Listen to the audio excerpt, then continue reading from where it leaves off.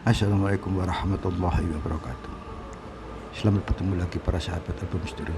Semoga hari ini Anda sehat selalu dan bahagia. Selain itu, saya berharap semoga hari ini lebih baik dari hari kemarin. Dan selamat menonton.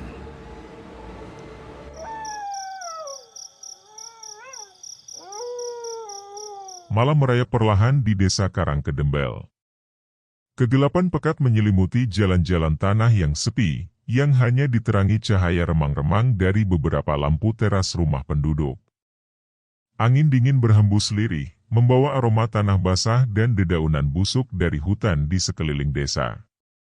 Suara-suara malam yang biasanya diperdengarkan jangkrik, burung hantu, atau kodok, kini lenyap tak terdengar, digantikan kesunyian yang mencekam. Namun, tidak demikian yang terlihat di sebuah rumah sederhana berdinding kayu jati yang ada di pinggir desa. Pada waktu itu, terlihat Ningrum Mahespati duduk termenung di beranda depan. Matanya yang tajam menatap kegelapan, sementara pikirannya berkecamuk memikirkan sesuatu yang sangat menyakiti hatinya. Wanita cantik berusia 30 tahun itu baru saja kembali ke kampung halamannya, di desa Karangkedembel, setelah bertahun-tahun tinggal di Jakarta. Namun, sambutan yang dia terima sungguh di luar dugaan. Bukan pelukan hangat dan senyum ramah dari warga desa, dia justru disambut tatapan sinis dan bisik-bisik mencurigakan dari para tetangga.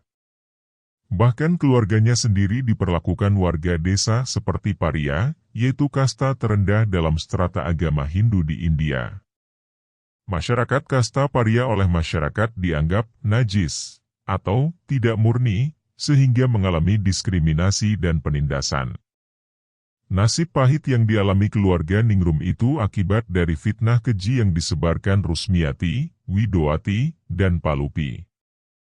3 wanita teman masa kecil Ningrum, yang selama 2 tahun terakhir tinggal di Jakarta. Karena itu, Ningrum dalam perenungannya di beranda rumah itu, sering menghela nafas panjang. Dia teringat percakapannya dengan sang ibu beberapa jam sebelumnya. "Enduk, kenapa kamu pulang? Apa kamu nggak tahu yang mereka gunjingkan tentang kamu?" tanya ibunya dengan nada sedih. "Apa maksud ibu? Memangnya mereka mengatakan apa, Bu?" Ningrum balik bertanya dengan nada bingung. Sang ibu terdiam sejenak. Setelah menghela nafas panjang dan ragu-ragu, wanita parubaya itu menjawab. Mereka mengatakan jika kamu berprofesi sebagai wanita panggilan di Jakarta. Selain itu, simpanan pejabat lagi. Kabar itu sangat menyakitkan dan memalukan, tapi ibu nggak percaya dengan kabar menghina itu. Namun, kabar itu sudah menyebar ke seluruh desa dan menjadi bahan gunjingan warga. Mendengar penuturan ibu yang sangat dihormati dan dicintai itu, darah Ningrum seketika mendidih mendengar fitnah keji itu. "Siapa yang berani menyebarkan kebohongan seperti itu, Bu?" Yang menyebarkan kabar itu Rusmiati, Widowati, sama Palupi. Mereka mengatakan, selama 2 tahun tinggal di Jakarta, mereka sering melihat kamu naik mobil mewah gonta-ganti.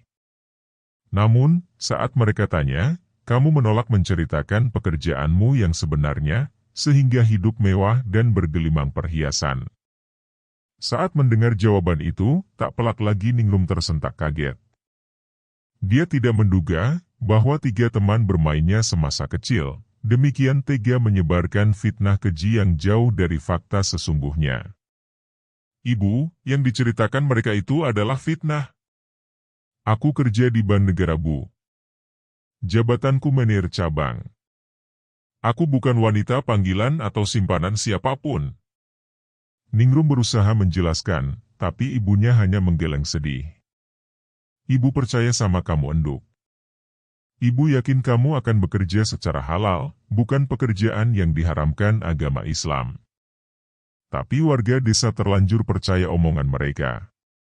Bahkan Lurah Kertojoyo juga mempercayai kabar yang disebarkan ketiga teman kecilmu itu. Lamunan Ningrum buyar saat mendengar suara langkah kaki mendekat. Dia menoleh dan melihat seorang pria paruhbaya yang dia kenali sebagai Lurah Kertojoyo. "Selamat malam, Ningrum," sapa Kertojoyo dengan nada dingin. Selamat malam Pak Lurah, balas Ningrum dengan sopan. Saya dengar kamu baru pulang dari Jakarta, ujar Kertojoyo kembali. Apa benar yang dikabarkan Rusmiati, Widowati, dan Palupi tentang pekerjaanmu di sana? Pertanyaan Lurah Kertojoyo itu tentu saja membuat Ningrum jengkel. Tanpa sadar, dia mengepalkan tangannya, berusaha menahan amarah yang membuncah di dalam dada. Pak Lurah, yang dikabarkan mereka itu fitnah. Saya bekerja di bank, jabatan saya menir bank cabang. Artinya, profesi saya tidak seperti yang dikabarkan mereka. Lurah Kertojoyo mengangkat alisnya. Oh ya? Lalu bagaimana kamu menjelaskan soal mobil-mobil mewah yang kamu kendarai, dan kebiasaanmu keluar masuk hotel bintang 5, bersama beberapa pejabat itu? Itu mobil kantor Pak. Dengan jabatan sebagai menir cabang, saya memiliki hak untuk menggunakan fasilitas kendaraan perusahaan, yang tipe dan mereknya disesuaikan dengan nasabah atau kolega yang saya temui dalam agenda-agenda resmi. Kertojoyo bergumam mencerminkan sikapnya yang kurang yakin atas penjelasan Ningrum. Tapi kenapa kamu selalu menolak saat ditanya soal pekerjaanmu? Ningrum terdiam. Dia tidak mungkin menjelaskan bahwa profesinya yang sebenarnya adalah agen intelijen negara yang tengah bertugas clandestine, yakni tugas penyamaran secara rahasia untuk membongkar sebuah sindikat kejahatan tingkat tinggi, yang mengancam kedaulatan negara dan keamanan warga sipil di seluruh Indonesia. Maaf Pak. Saya tidak bisa menjelaskan lebih detail tentang tugas dan tanggung jawab saya. Namun, saya bersumpah bahwa saya bukan wanita panggilan atau simpanan pejabat siapapun sebagaimana kabar yang disebarkan Rusmiati, Widowati, dan Palupi. Seharusnya Pak Lurah sebagai pemimpin desa, wajib menanyakan juga pekerjaan ketiganya di Jakarta, di mana mereka bertemu saya, dan mereka sedang melakukan pekerjaan apa? Kertojoyo mendengus atas jawaban yang disampaikan Ningrum. Sebab jawaban tersebut, meski kalimatnya santun, namun makna yang tersirat sangat dalam dan menelanjangi sikapnya sebagai kepala desa yang kurang bijaksana. Karena itu, Kertojoyo segera menutup pembicaraan dengan menegaskan, kalau begitu, buktikan. Besok malam, aku kumpulkan seluruh warga di balai desa. Kamu harus membersihkan nama baikmu di depan semua orang. Setelah Lurah Kertojoyo pergi, Ningrum kembali termenung. Dia tahu, kehadirannya di desa ini akan jadi pertarungan yang berat. Tapi dia bertekad untuk membersihkan nama baiknya, bagaimanapun caranya yang harus dilakukan. Sementara itu, di sebuah rumah di ujung desa, 3 wanita sedang berbisik-bisik dengan wajah penuh kepuasan. Mereka adalah Rusmiati, Widowati, dan Palupi yang berpuas diri mampu melakukan fitnah keji terhadap Ningrum. Kalian lihat wajah Ningrum tadi. Dia pasti stres berat sekarang, ujar Rusmiati dengan senyum licik. Rasakan. Siapa suruh dia sok-sokan dengan kita? Mentang-mentang cantik, pintar, kaya. Timpal Widowati. Tapi. Palupi tiba-tiba angkat bicara. Apa nggak keterlaluan kita fitnah dia seperti itu? Bagaimana kalau? Palupi, diam kamu. Rusmiati memotong ucapan Palupi. Kita sudah sepakat, kan? Ningrum harus kita singkirkan dari desa ini dengan segala cara. Kalau rencana ini gagal, maka kita yang bakal celaka, diusir oleh warga dan Lurah Kertojoyo dari desa ini. Widowati mengangguk setuju. Benar. Kalau sampai ketahuan kita yang sebenarnya berprofesi sebagai wanita panggilan di Jakarta, habislah kita semua. Keluarga kita juga akan menjadi sasaran amarah warga. Palupi terdiam, wajahnya tampak ragu. Tapi dia tidak berani membantah kalimat dan sikap yang ditunjukkan kedua temannya. Malam semakin larut. Kegelapan pekat menyelimuti desa Karangkedembel. Namun kegelapan sesungguhnya baru akan dimulai esok hari, saat Ningrum harus membuktikan kebenaran di hadapan seluruh warga desa, bahwa dirinya bukan wanita panggilan dan simpanan pejabat seperti yang dikabarkan Rusmiati, Widowati, dan Palupi. Keesokan harinya, desa Karangkedembel diliputi suasana yang terasa menekan, seolah-olah setiap sudutnya dipenuhi dengan rasa takut yang tak terlihat. Kabar tentang pertemuan di balai desa yang dijadwalkan malam nanti menyebar dengan cepat, merambat dari mulut ke mulut seperti api yang melahap jerami kering, membakar ketenangan yang tersisa. Sepanjang hari, desa yang biasanya sepi dan tentram kini dipenuhi bisik-bisik yang meresahkan. Setiap jengkal langkah Ningrum terlihat disertai tatapan-tatapan tajam dan sinis dari para penduduk, seakan-akan mereka menyimpan kecurigaan mendalam yang tak terucapkan. Orang-orang berbisik di balik pintu, mengintip dari celah jendela, dan berkumpul dalam kelompok kecil dengan wajah yang tegang, membuat Ningrum merasa seolah-olah dirinya berada di tengah-tengah pusaran perhatian yang penuh kecurigaan dan ancaman. Tanpa disadari, seluruh desa seakan mengerut, menahan napas dalam ketidakpastian, menanti malam yang sepertinya akan membawa jawaban, atau mungkin malah menambah misteri yang menyelubungi Karangkedembel. Senja merangkak turun, menyelimuti desa dengan bayang-bayang kelabu yang semakin pekat seiring dengan berlalunya waktu maghrib. Ningrum melangkah pelan menuju balai desa, seakan-akan setiap langkahnya membelah keheningan yang mencekam.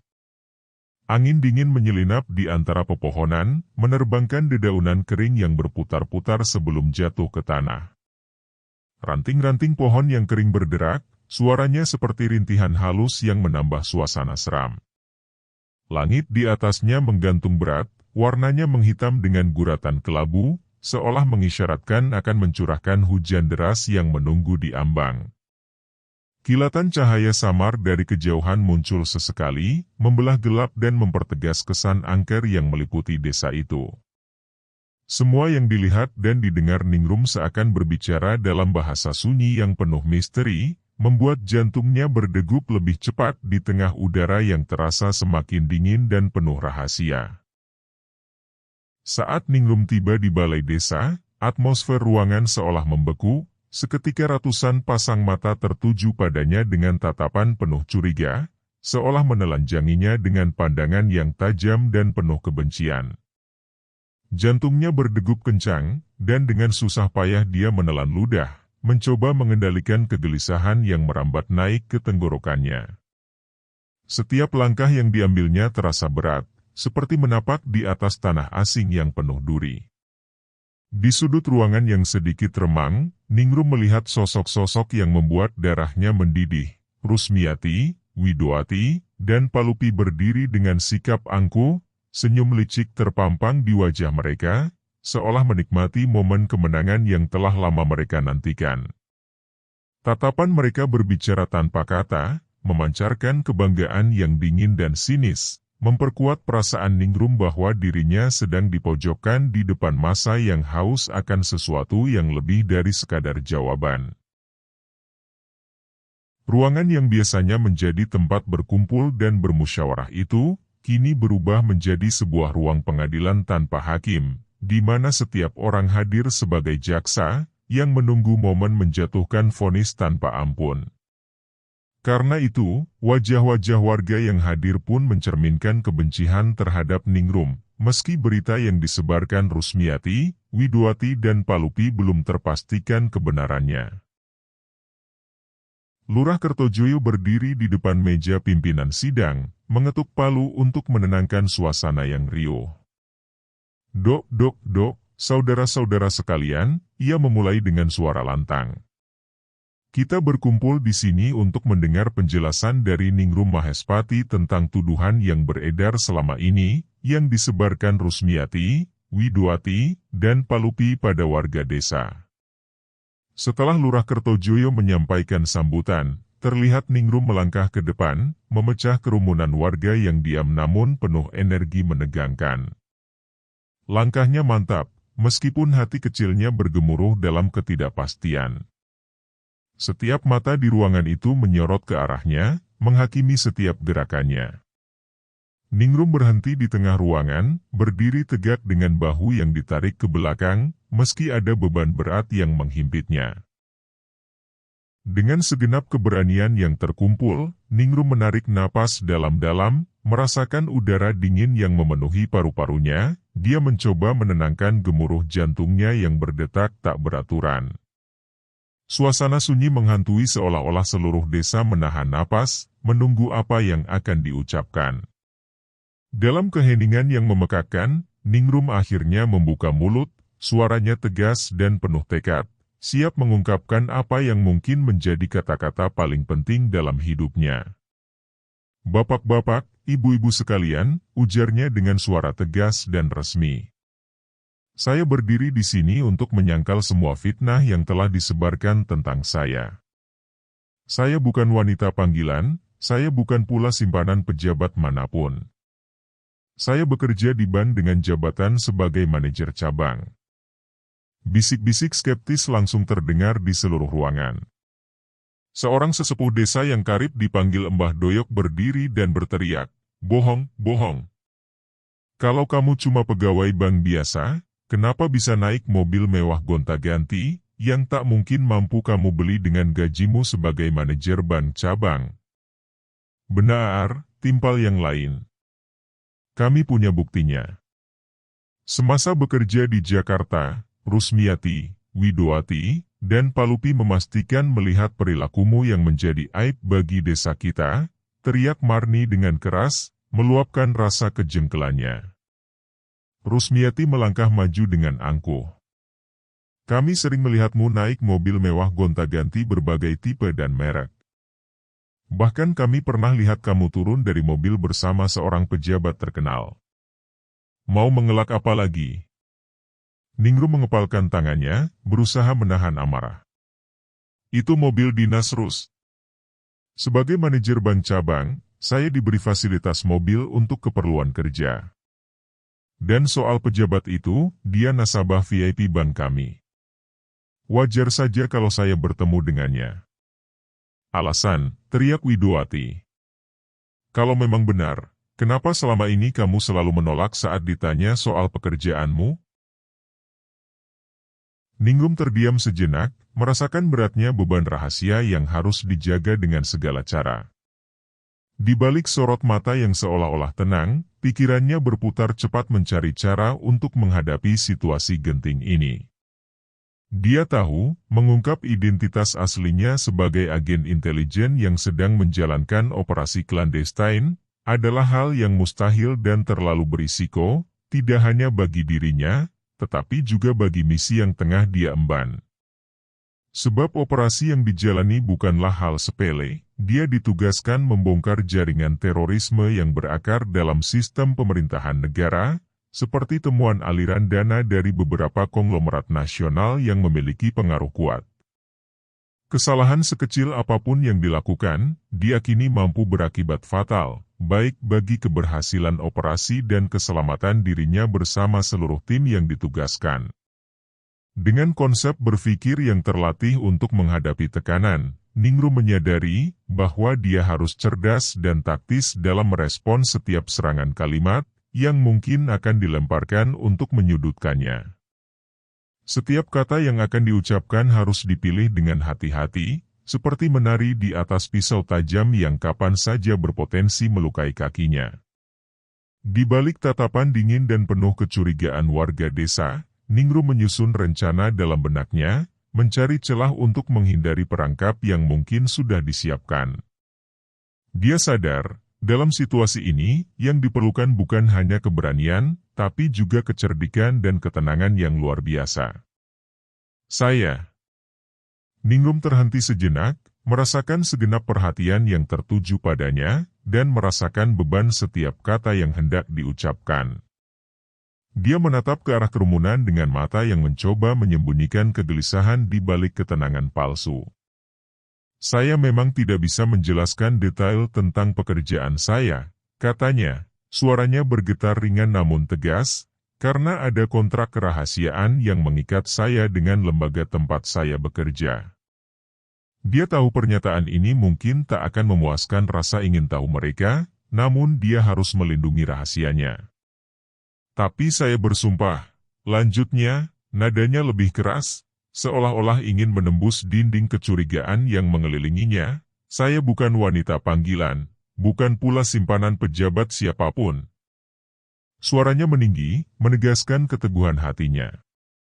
Setelah menghisap nafas dalam-dalam, Ningrum kembali berkata dengan suara tegas dan penuh ancaman, seharusnya dalam pertemuan ini, kepala desa, sesepuh desa, dan semua warga juga menanyakan pada Rusmiati, Widowati, dan Palupi tentang pekerjaannya selama 2 tahun terakhir di Jakarta. Di perusahaan mana mereka bekerja, selanjutnya pihak kelurahan melakukan verifikasi kebenaran dari pengakuan mereka, untuk memastikan berita yang mereka sebarkan di desa ini adalah benar.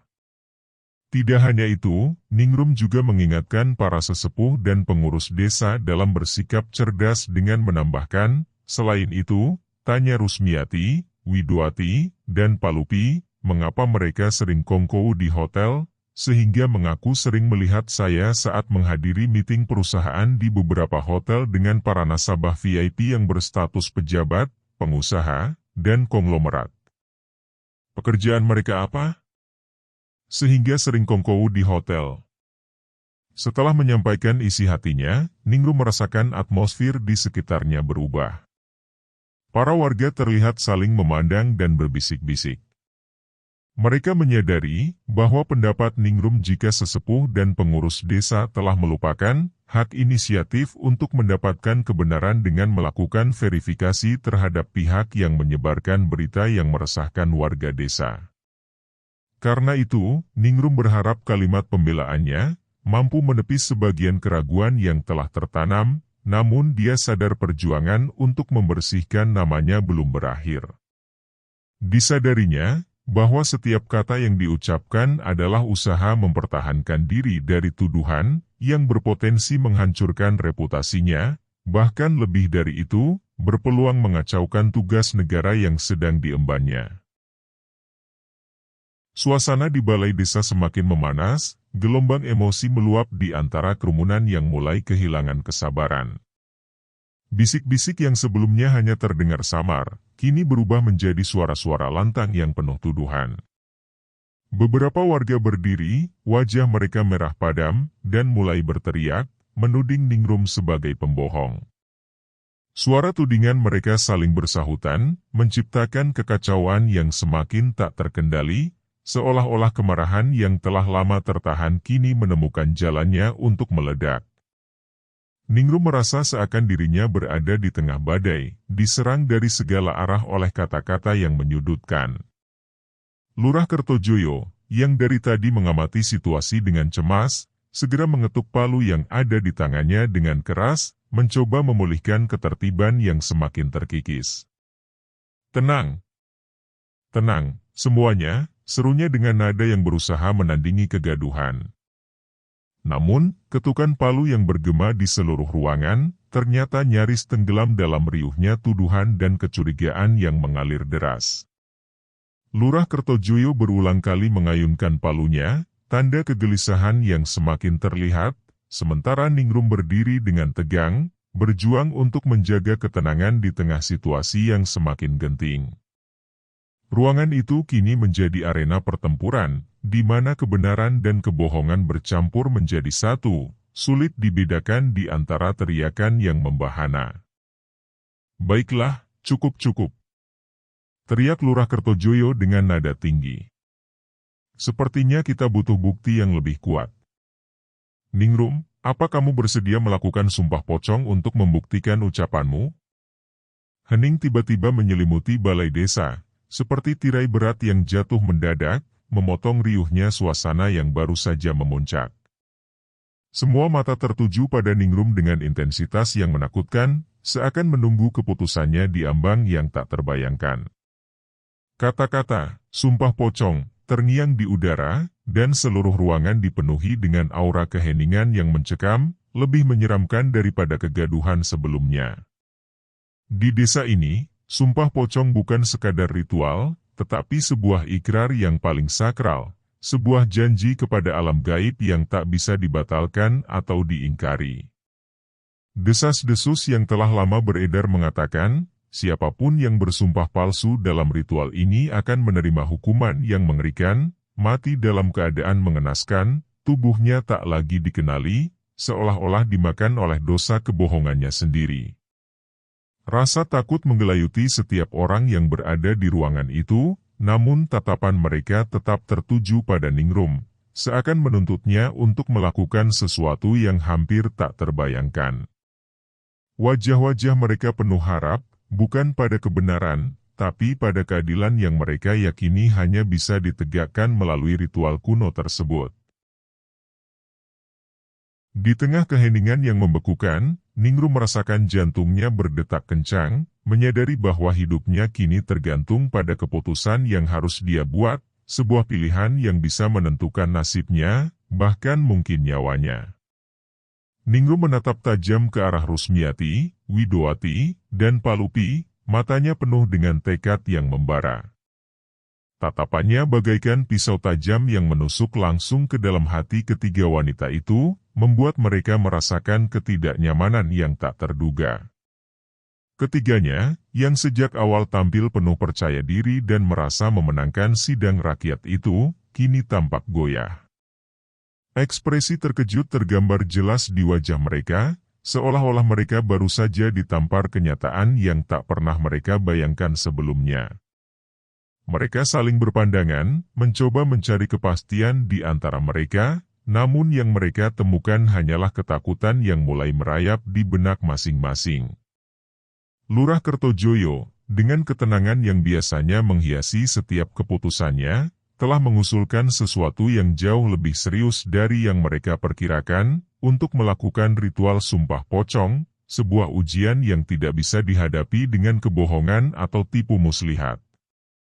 Kini, ketiga wanita itu berada di persimpangan yang sama dengan Ningrum, dihadapkan pada konsekuensi dari permainan berbahaya yang mereka mulai sendiri. Kegelisahan terlihat jelas di wajah mereka, menggantikan senyum licik yang sebelumnya menghiasi bibir mereka, menyadari mereka mungkin telah mengundang malapetaka yang lebih besar dari yang mampu mereka kendalikan. Saya bersedia, Ningrum mengucapkannya dengan tegas, suaranya menggema di seluruh ruangan, memecah keheningan yang menegangkan. Wajahnya mengekspresikan tekad yang tak tergoyahkan, seolah-olah dia telah menemukan kekuatan baru di dalam dirinya. Tapi dengan satu syarat, lanjutnya, menatap lurus ke arah Lurah Kertojoyo dan seluruh warga yang menyaksikan. Rusmiati, Widowati, dan Palupi juga harus ikut melaksanakan sumpah pocong itu. Kalimat itu diucapkan dengan nada menantang, seperti anak panah yang melesat tepat sasaran. Ningrum tahu betul bahwa permintaan itu adalah langkah yang berani, tapi dia juga tahu bahwa dalam permainan ini, keberanian adalah satu-satunya pilihan. Jika mereka memang berkata jujur, tambahnya, suaranya tetap tenang namun penuh tekanan, tidak ada yang perlu ditakutkan. Kerumunan yang tadi diam kini mulai berbisik, suara-suara kecil saling menyampaikan kebingungan dan ketidakpastian. Tatapan warga yang sebelumnya penuh dengan kecurigaan kini beralih ke tiga wanita yang disebutkan. Rusmiati, Widowati, dan Palupi tampak pucat, wajah mereka seolah kehilangan darah saat mendengar tantangan yang tak mereka duga ini. Rasa terkejut yang tadi melintas di wajah mereka, kini berubah menjadi ketakutan nyata, karena mereka tahu bahwa tidak ada jalan kembali. Di bawah sorotan mata semua orang, Ningrum telah membalikkan keadaan, menempatkan mereka dalam posisi yang sama sulitnya. Sumpah pocong yang seharusnya menjadi senjata untuk menjatuhkan Ningrum, kini berbalik menjadi bumerang yang siap menghantam mereka. Ketiga wanita itu pun saling berpandangan, tapi yang tersisa hanyalah ketakutan yang kian merambat, seperti bayangan gelap yang menyelimuti hati mereka. Ah, apa? Rusmiati tergagap. Kenapa kami harus ikut bersumpah? Kami kan hanya menyampaikan apa yang kami lihat. Justru karena itu, Ningrum menatap tajam. Jika kalian memang berkata jujur, tidak ada salahnya membuktikannya lewat sumpah pocong. Atau jangan-jangan kalian takut karena sudah berbohong? Suasana balai desa kembali riuh, dengan suara-suara bisik-bisik yang merayap seperti bisikan angin yang mengganggu keheningan malam. Kerumunan warga, yang sebelumnya hanya terdiam, kini mulai berbisik-bisik dengan nada penuh kecurigaan, suara mereka membaur dalam satu simfoni kekacauan yang mencekam. Di tengah kekacauan itu, Rusmiati, Widowati, dan Palupi saling berpandangan dengan ekspresi panik yang jelas terlihat.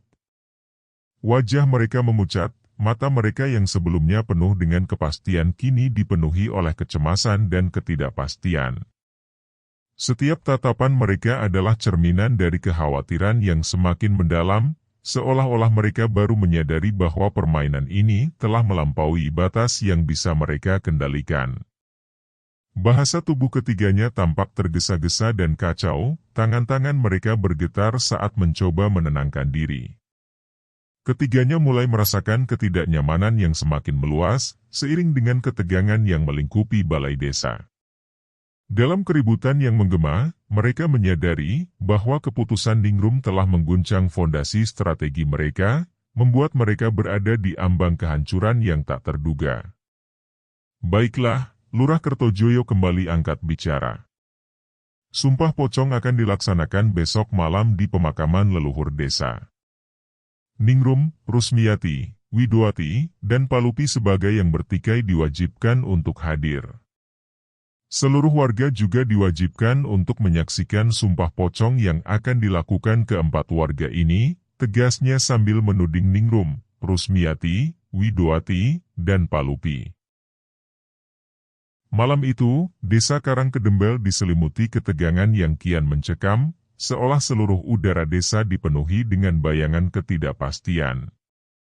Langit yang gelap menggantung berat di atasnya, mencerminkan suasana hati setiap orang yang mendiami tempat itu.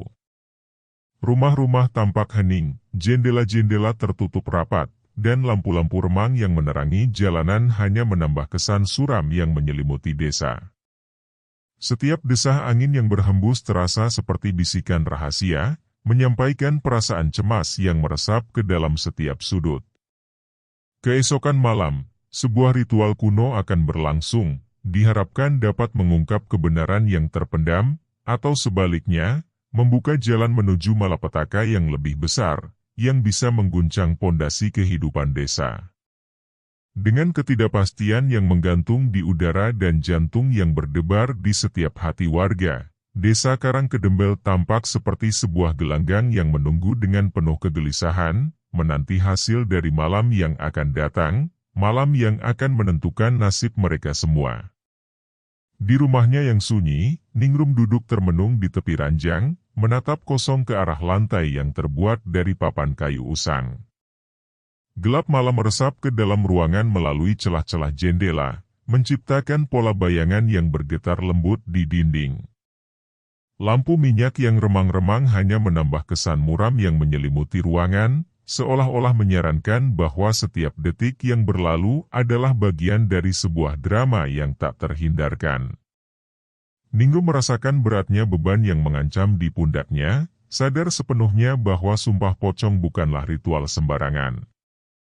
Jika ritual itu berakhir dengan hasil yang tidak menguntungkan, konsekuensinya bukan hanya kehilangan reputasi, tetapi mungkin juga nyawanya yang terancam. Rasa takut menyelinap di dalam dirinya, menggantikan ketenangan yang pernah ia miliki. Namun, di tengah kepanikan dan kecemasan yang merasuki pikirannya, dia tahu bahwa tidak ada jalan lain. Ini adalah satu-satunya cara yang tersisa untuk membersihkan namanya dari noda yang melingkupi. Dengan tekad yang membara dan diselimuti kecemasan mendalam, Ningrum menyadari bahwa malam yang akan datang adalah pertaruhan terakhirnya, dan segala sesuatunya tergantung pada keberanian dan kebenaran yang akan terungkap dalam ritual yang menegangkan itu. Sementara itu, di rumah Rusmiati, suasana dipenuhi dengan kegelisahan yang sangat mendalam. Ketiga wanita pemfitnah Ningrum, yakni Rusmiati, Widowati, dan Palupi berkumpul dalam ruangan kecil yang remang-remang, wajah mereka tampak pucat pasi, hampir seputih lilin yang bergetar dalam tiupan angin. Keramahan rumah yang biasanya hangat kini berubah menjadi sarang ketegangan, dengan setiap sudut ruangan terasa semakin sempit dan menekan. Mereka duduk di sekitar meja kayu yang usang, yang tampaknya berat oleh beban keputusan yang harus mereka ambil. Wajah ketiga wanita itu memancarkan kebingungan dan kekhawatiran yang mendalam, mata mereka saling bertemu dalam tatapan yang tidak tahu arah, mencerminkan ketidakmampuan untuk mengatasi kesalahan yang telah mereka buat. Setiap gerakan tangan dan ekspresi mereka menunjukkan betapa mereka terjebak dalam kekacauan mental, tidak tahu bagaimana cara mengatasi situasi yang mereka ciptakan sendiri. Udara di sekitar mereka terasa semakin berat dengan kepanikan, seolah-olah rumah itu sendiri merasa berat dengan beban dari keputusan yang akan menentukan nasib mereka. Ketiga wanita itu bergumul dengan rasa takut dan penyesalan, menyadari kebodohan mereka berpotensi membawa mereka ke ambang bencana yang tak terhindarkan. Bagaimana ini? Palupi menangis ketakutan. Aku tidak mau mati, Rus. Aku mau mengaku saja. Diam, bentak Rusmiati. Kita sudah sejauh ini. Tidak ada jalan mundur lagi. Tapi, Widowati angkat bicara.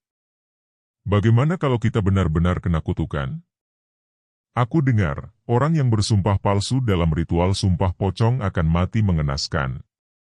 Rusmiati terdiam sejenak, wajahnya mengeras. Kita harus cari cara untuk menggagalkan ritual ini. Apapun caranya. Di luar, angin kencang mulai bertiup dengan kecepatan yang memutar dedaunan kering dan menggelitik udara malam. Langit gelap penuh dengan awan yang bergulung-gulung, seperti gumpalan hitam yang menelan seluruh cahaya, menciptakan panorama suram di atas desa Karangkedembel. Suara gemuruh petir yang keras dan mengguncang, bergema di udara, seolah langit sendiri ikut bergetar dengan ketegangan yang melanda desa. Setiap kilatan cahaya yang memancar dari kejauhan seakan menyoroti kekacauan yang sedang terjadi di bumi, menambah intensitas suasana mencekam. Suara angin yang berdesir dan petir yang menyambar menciptakan simfoni alam yang menambah rasa takut dan kekhawatiran di hati setiap penduduk, seakan mensimbolikan kegundahan dan ketegangan yang melingkupi Karangkedembel, memperkuat perasaan bahwa malam yang akan datang menyimpan sesuatu yang luar biasa. Baik itu kebenaran yang membebaskan atau malapetaka yang tak terhindarkan.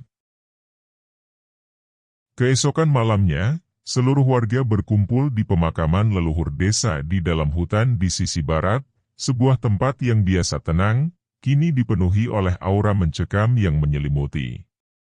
Suasana malam semakin suram, hanya diterangi cahaya obor yang bergoyang-goyang, menciptakan bayangan panjang dan bergetar di tanah pemakaman. Tiupan angin yang dingin membuat api obor berkelip-kelip, seakan berjuang melawan kegelapan malam yang pekat. Di tengah area pemakaman, terlihat 4 paket kain kafan telah disiapkan dengan rapi. Di sebelahnya terlihat sebuah keranda mayat yang biasa digunakan warga mengantar jenazah. Semua sarana sumpah pocong itu tergeletak di atas tanah dengan susunan yang menegangkan. Kain-kain kafan yang putih bersih itu tampak kontras dengan suasana malam yang gelap. Kain kafan itu akan digunakan untuk membungkus para pelaku sumpah dalam wujud pocong, ritual yang sangat sakral dan menakutkan. Kain-kain itu dibiarkan terbuka di bagian muka. Dalam wujud pocong itu, satu persatu pelaku sumpah akan diangkat dan ditidurkan dalam keranda mayat. Selanjutnya, para pelaku sumpah akan membacakan sumpah masing-masing, dengan sebuah kitab suci agamanya diangkat di atas wajah pelaku sumpah. Seluruh warga berdiri dengan diam, menahan napas dalam ketegangan yang memuncak, seolah setiap detik sebelum ritual dimulai adalah saat-saat yang menentukan antara kebenaran dan kehancuran. Kegelapan malam yang mendalam seakan menyerap seluruh energi dan harapan, menjadikan pemakaman leluhur sebagai panggung utama bagi ritual yang penuh dengan ketidakpastian dan ancaman. Terlihat Ningrum, Rusmiati, Widowati, dan Palupi duduk bersila dalam kondisi tegang menghadap paket kain kafan masing-masing. Wajah mereka pucat, keringat dingin mengucur deras. Lurah Kertojoyo dan Modin Desa memimpin ritual dengan membacakan surat Al-Fatihah, Al-Ikhlas, Al-Falah, An-Naas, ayat kursi, talqin mayat. Disambung dengan mantra-mantra dalam bahasa Jawa kuno. Wahai Tuhan yang Maha Esa, Maha Tahu, Maha Adil, dan Maha Pengatur, Lurah Kertojoyo selaku pemimpin desa memohon pada Tuhan yang Maha Esa untuk menjadi hakim dengan suara menggelegar. Saksikanlah sumpah keempat warga desa ini. Jika ada yang berdusta di antara mereka, hukumlah dengan kutukan dan karma ilahimu yang paling mengerikan. Tiba-tiba, angin kencang bertiup dengan kekuatan yang tak terduga, menyeret dedaunan dan menciptakan desisan mengerikan di antara batu-batu pemakaman. Api obor bergoyang liar, nyaris padam, menari dalam kilatan cahaya yang tidak stabil dan menambah kekacauan suasana malam. Suara lolongan anjing liar terdengar menggema dari kejauhan, melintasi udara malam dengan frekuensi yang menembus keheningan, membuat bulu kuduk merinding dan menggetarkan jantung setiap orang yang hadir. Beberapa warga mulai ketakutan, mata mereka berkilat-kilat dalam bayang-bayang obor, dan bisik-bisik panik mulai merambat di antara kerumunan. Kegelapan malam yang pekat semakin terasa menekan, dan ketegangan yang mengisi udara hampir bisa dipotong dengan pisau. Getaran dari angin yang menerpa, api yang bergetar, dan lolongan anjing liar yang mengerikan menciptakan atmosfer yang semakin mencekam, seolah-olah alam sendiri berpartisipasi dalam drama yang tengah berlangsung, memunculkan rasa cemas yang mendalam dan ketidakpastian yang semakin membebani suasana. Ningrum Mahespati, Lurah Kertojoyo memanggil.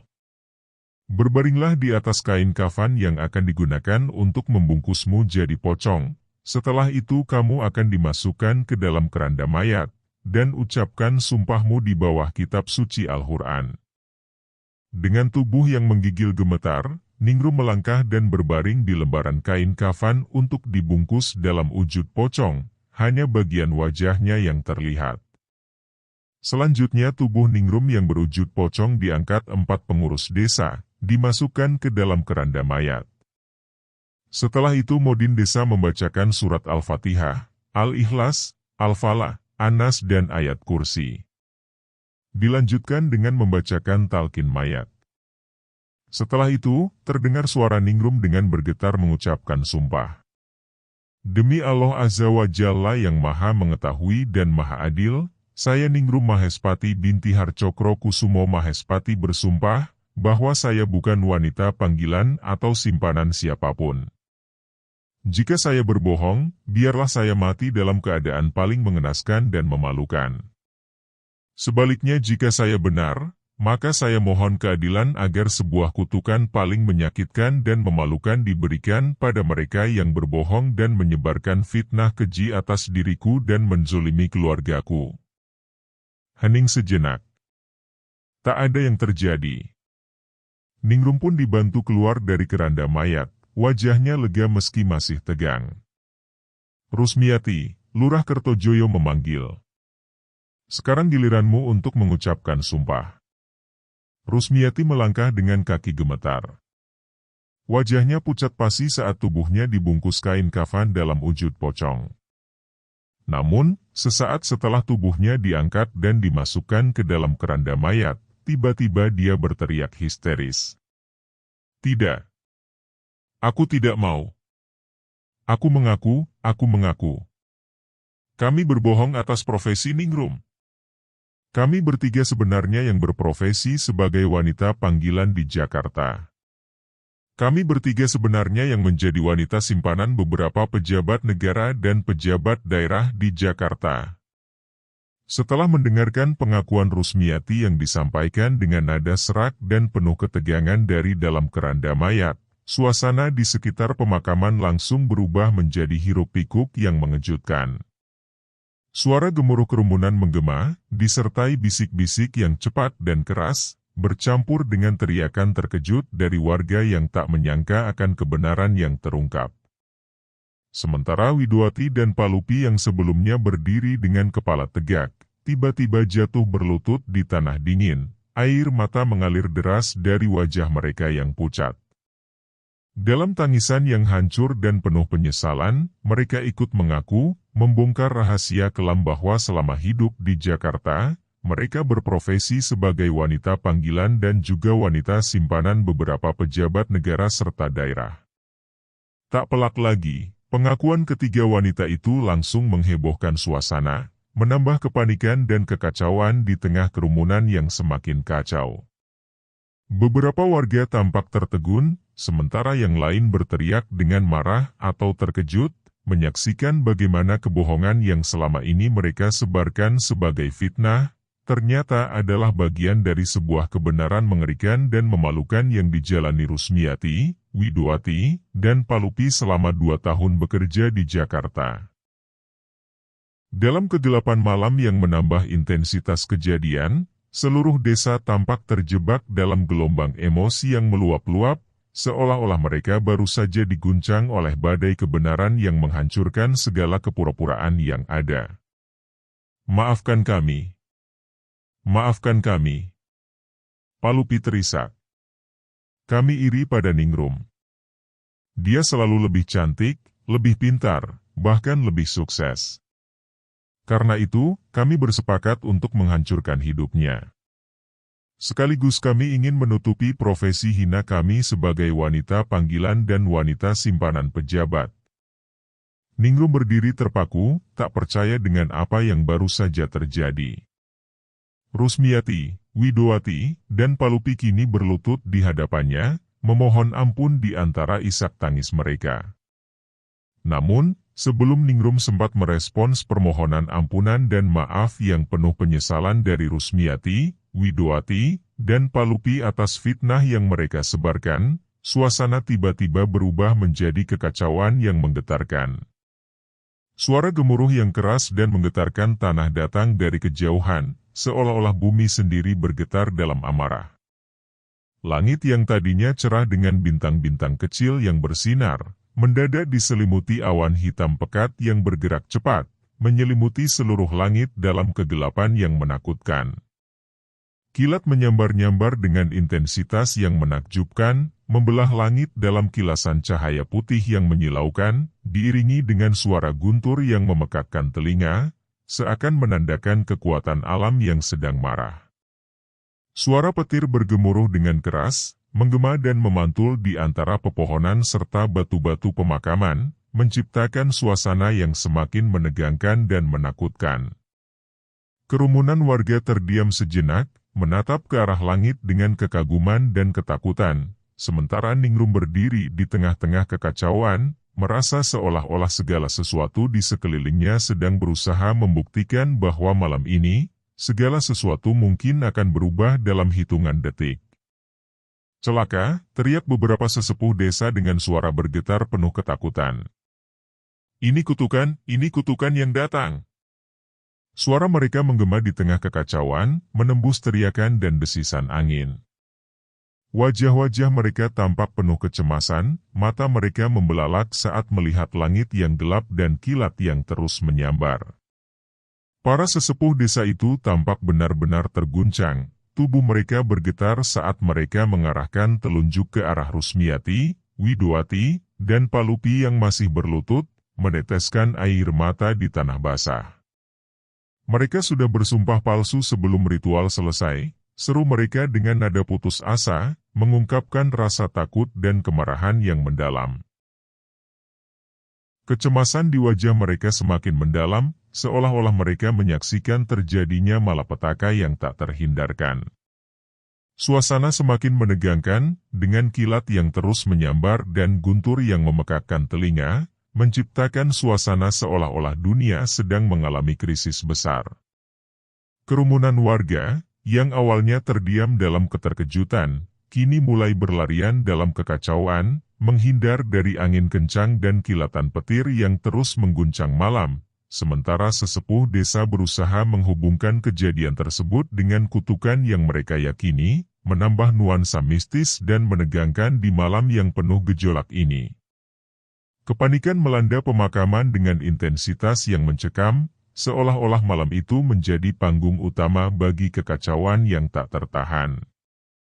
Para warga berlarian dalam kebingungan dan ketakutan, melintasi tanah yang dipenuhi oleh bayangan obor yang bergetar dan kilatan petir yang menyambar. Di tengah kekacauan tersebut, tiba-tiba Rusmiati, Widowati, dan Palupi menjerit dalam kesakitan yang mencekam. Suara jeritan mereka yang nyaring dan penuh penderitaan mengiris malam, bergema di antara guntur yang terus menggelegar.